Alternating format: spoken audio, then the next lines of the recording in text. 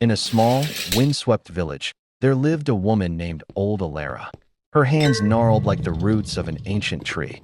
Her garden was the pride of the valley, not just for its beauty, but for how she brought it to life. People whispered she had a secret, and she did, but it wasn't what they thought. Rushing a seed, she'd say, her voice rough as gravel, is like trying to force a laugh, unnatural, and usually ending in a choked mess. The other villagers never listened. They scattered their seeds recklessly, hoping for instant blooms. And sure enough, tiny green shoots would appear in days. But Alara? She didn't plant right away. She'd walk her plot for hours, sometimes days. She'd kneel down, press her fingers into the soil, feel its moisture, listen to the wind moving through the trees. She wasn't just planting, she was preparing. Young Maya, restless and impatient, couldn't understand. Why wait, Alara? My neighbor already has sprouts.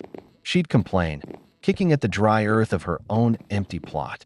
But Alara would only smile, that small, knowing smile, and go back to her slow, deliberate work. She'd turn the earth gently, mixing in compost, letting the soil breathe. She was building a cradle for life, and she refused to rush it.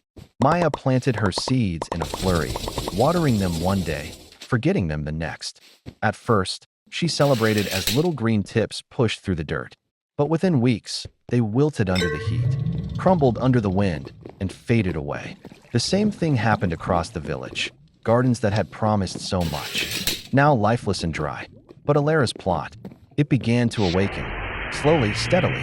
First one strong green shoot, then another, and another, each one deep-rooted and full of life. In time, her garden exploded into color. Every plant stood tall, unshaken by storms, drinking in the sun.